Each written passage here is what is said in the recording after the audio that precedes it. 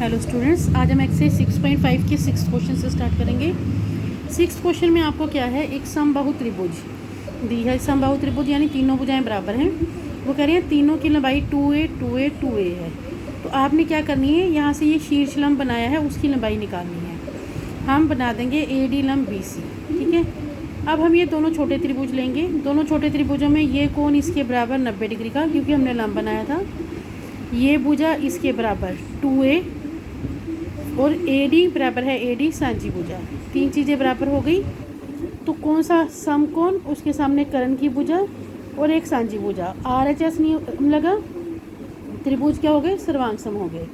त्रिभुज सर्वांग सम हो गए तो क्या होगा, BD इक्वल टू DC। क्या कहते हैं इसको, CPCT, सर्वांग सम त्रिभुजों के संगत भाग।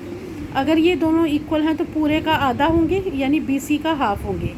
BC कितनी थी, 2a, BC 2a थी तो A ये हो जाएगी, A ये हो जाएगी, ये दोनों A हो जाएंगे।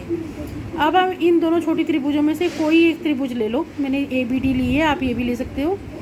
उसमें पाइथागोरस थ्योरम लगाओगे। पाइथागोरस प्रमेय से क्या होगा, कर्ण का वर्ग इज इक्वल टू लंब का वर्ग प्लस आधार का वर्ग। अब दो चीज़ें आपको पता है, AD नहीं पता है, AD आपने निकालनी है।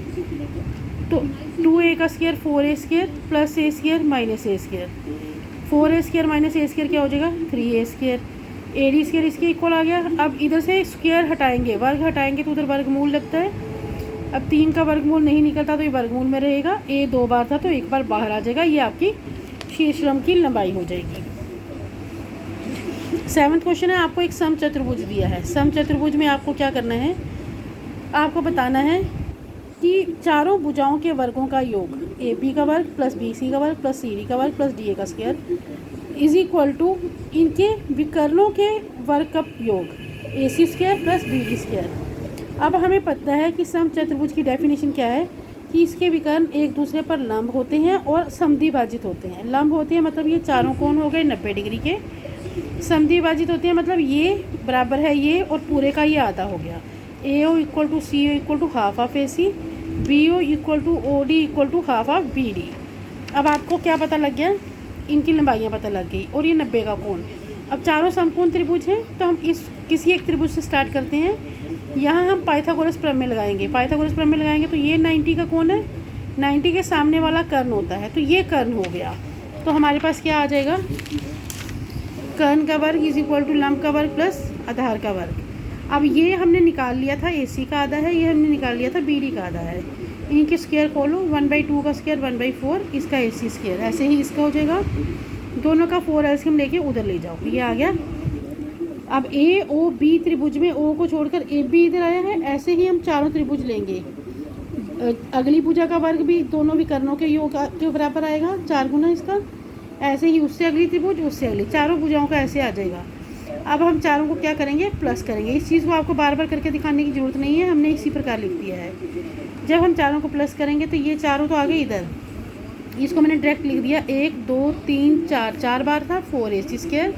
ऐसे ही ये भी 4 बार था 4BD स्क्वायर। सब में से 4 कॉमन लेके कट कर दो, ये आपका आंसर आ गया। 8th क्वेश्चन है, आपको ये आकृति दी है। आकृति में आपको ABC एक त्रिभुज दी है और उसके अंदर कोई बिंदु O है। O से OD इस पर लंब है, OE इस पर, OF इस पर लंब है। आपको ये 2 पार्ट सिद्ध करने हैं। इसमें आपने क्या करना है, रचना करनी है। OA, OB और OC को मिलाया। ये आपको मिलाकर नहीं दिया, ये हमने रचना की है। इसको सॉल्व करने के लिए आपने बड़े टेक्निक से चलना है। आप सबसे पहले देखोगे यहाँ क्या है, AF कहाँ है, ये AF पे जो त्रिभुज बनी है वही लेंगे, AOF, ठीक है। AF पे बनी त्रिभुज ली। अब यहाँ पर 90 का एंगल ये है तो इसके सामने कर्ण होगा। कर्ण का स्क्वायर इज इक्वल टू लंब का स्क्वायर प्लस आधार का स्क्वायर, पाइथागोरस प्रमेय से। अब इसमें O वाला आपने इधर ले आना है, क्योंकि यहाँ पर देखो O वाले सारे इस साइड हैं, उधर सिर्फ AF स्क्वायर है तो ये AF स्क्वायर ये आ गया। इसी तरह से अगली साइड यहाँ पर क्या है, BD का स्क्वायर। तो BD पर जो त्रिभुज बनी है आपने वो ले लेनी है। फिर वहाँ पर पाइथागोरस थ्योरम लगानी है। O वाले एक साइड कर लेने हैं, BD स्क्वायर उधर रह जाएगा। अगली चीज़ क्या है, CE स्क्वायर। अब आपने CE वाली त्रिभुज लेनी है। बिल्कुल अगर आप इसके हिसाब से चलोगे आपका क्वेश्चन बिल्कुल सिंपल रहेगा। वहाँ पाइथागोरस थ्योरम लगाएंगे। अब O वाले फिर हम एक साइड कर लेंगे तो CE अगली साइड रहेगा। इसमें क्या होगा, हम तीनों को अब प्लस करेंगे। तीनों को प्लस करेंगे तो लेफ्ट हैंड साइड में हम सबके पहले तीनों के प्लस वाले लिख लेंगे। प्लस वाला क्या था, OA² plus OB² plus OC²। फिर हम इनके माइनस वाले लिखेंगे तीनों, -OD² minus OE² minus OF², और इज इक्वल टू तीनों के ये थे। ठीक है, ये आपका फर्स्ट पार्ट सॉल्व हो गया। अब ऐसे ही हम सेकंड पार्ट में चलेंगे। जब हम सेकंड पार्ट को देखेंगे, ये वाले त्रिभुज तो हम ले चुके हैं क्योंकि ये और ये देखो सेम है। अब हम इन पर बने त्रिभुज लेंगे, शुरू करेंगे AE पर कौन सा त्रिभुज बना है, AOE। सेम वही चीज़ हम दोबारा रिपीट करेंगे, वही त्रिभुज लेंगे, O वाले एक साइड पे करेंगे, इधर AE² BF² CD², जैसे पिछले में था। हम इनको क्या करेंगे, प्लस करेंगे। इनको प्लस करेंगे तो हमारे पास ये आ जाएगा।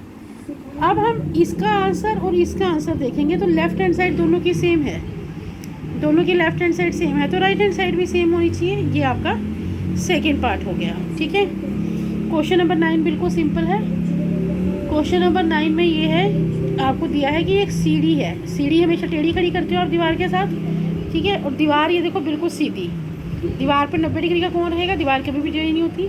वो कह रही है सीढ़ी 10 मीटर लंबी है और एक दीवार की खिड़की तक पहुंचती है जो 8 मीटर ऊंची है। तो ये 8 मीटर हो गया। आपको दिखाना है कि दीवार के नीचे से सीढ़ी का नीचे वाला हिस्सा कितनी दूरी पर है। सिंपल सा इसके पाइथागोरस थ्योरम लगाओगे तो आपका ये आ जाएगा 6 मीटर। एक मिनट, BC² is equal to AB² plus BC², मैंने दोनों साइड BC लिख दिया, एक मिनट को, प्लस AC² आएगा यहाँ पर।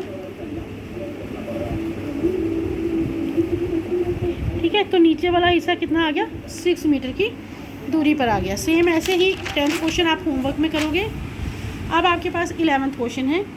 11th क्वेश्चन में वो कह रहे हैं, ये एक डायरेक्शंस हैं, ईस्ट वेस्ट नॉर्थ साउथ, पूर्व पश्चिम उत्तर दक्षिण।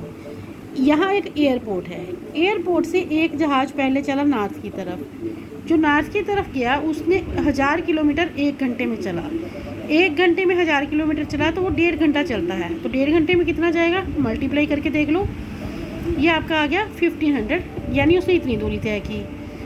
दूसरा जहाज़ जो है वो दक्षिण वेस्ट की तरफ जा रहा है 1200 किलोमीटर प्रति घंटा की दूरी से, यानी 1 घंटे में वो 1200 किलोमीटर जाता है प्रति घंटे का, मतलब तो यही हुआ। तो 1.5 घंटे में कितना जाएगा, मल्टीप्लाई करिए तो वो 1800 जाएगा। अब आपको आधार और बेस पता है, आप पाइथागोरस थ्योरम लगाओगे और AB निकालोगे। जब हमने पाइथागोरस थ्योरम लगाकर AB निकाला तो वो हमारे पास ये आया। इसका मतलब वो कह रहा है कि 1.5 घंटे बाद दोनों जहाज़ों के बीच की दूरी कितनी होगी।